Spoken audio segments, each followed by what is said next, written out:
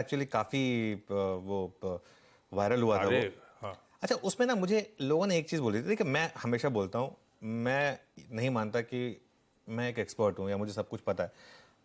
मैंने एक चीज की, लोगों ने मुझे इसमें जवाब दिया, उसमें एक जवाब जो लोगों ने मुझे दिया और जिसके जाके मैंने स्टडी की, वो मार्जिन ये वाला। है कि मार्जिन हाँ बेनिफिट। हाँ। ठीक है, कि मार्जिन बेनिफिट मिलता है अगर आप वो करें तो। उसमें भी मैंने नोटिस किया है कि उसमें भी आपको मार्जिन बेनिफिट होता है अगर आप नेकेड फ्यूचर सेल करें और उसके सामने अगर आप ऑप्शन खरीद लें तो उसका एक मार्जिन बेनिफिट होता है। चलिए ठीक है, मान ली मैंने वो बात। लेकिन मुझे अभी भी लग रहा है कि उसमें थोड़ा बहुत पूरा का पूरा सिर्फ मार्जिन बेनिफिट नहीं था, बाकी चीजें भी थी।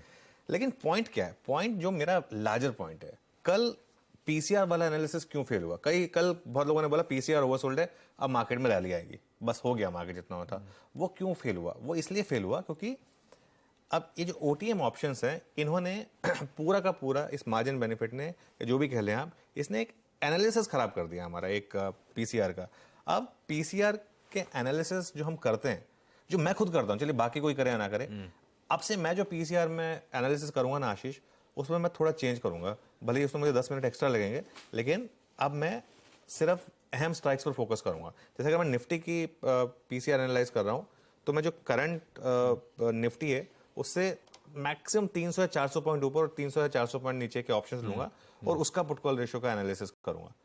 सारे पुट्स अब तक क्या करते थे हम, एक सॉफ्टवेयर बना हुआ है, वो सारे पुट्स ऐड करता है, सारे कॉल्स ऐड करता है, उसका एक पुट कॉल रेशियो बना के आपको दे देता है।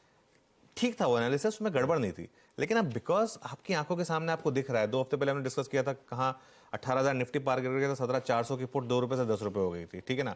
कल हमने डिस्कस किया कि कहाँ निफ्टी था 17,800 पर और कहाँ 18,800 18,900 की, और बैंक निफ्टी की 49,000 की कॉल काम कर रही थी। अब जो भी रीजन हो, भले ही वो मैनेज हो रहा हो या फिर ये मार्जिन बेनिफिट वाला इशू हो, पॉइंट ये है कि पीसीआर का एनालिसिस जो है ना, वो स्टैंड अलोन बेसिस पर कल इसीलिए फेल हुआ वो, और कोई रीजन नहीं था उसको फेल होने का। क्योंकि कल जो बात क्लियर निकल के आई थी कि इतना ओवरसोल्ड नहीं था पुट कॉल रेशियो। अब जैसे अब मैं आज का ट्रेड सेटअप जैसे डिस्कस कर रहा हूं, ठीक है। अब आज का ट्रेड सेटअप में देखिए आप, कल मार्केट गिरा लेकिन पुट कॉल रेशियो एक्चुअली बढ़ गया, ठीक है ना। पुट कॉल रेशियो बढ़ के हो गया कल 0.83 तक आ गया मेरे ख्याल से, या जीरो, हाँ ये देखिए 0.74 से बढ़कर 0.83 तक आ गया कल, ठीक है। उसमें कोई वो 18,800 900 की कॉल थी ना, उनका ओपन इंटरेस्ट कल कम हो गया, ठीक है।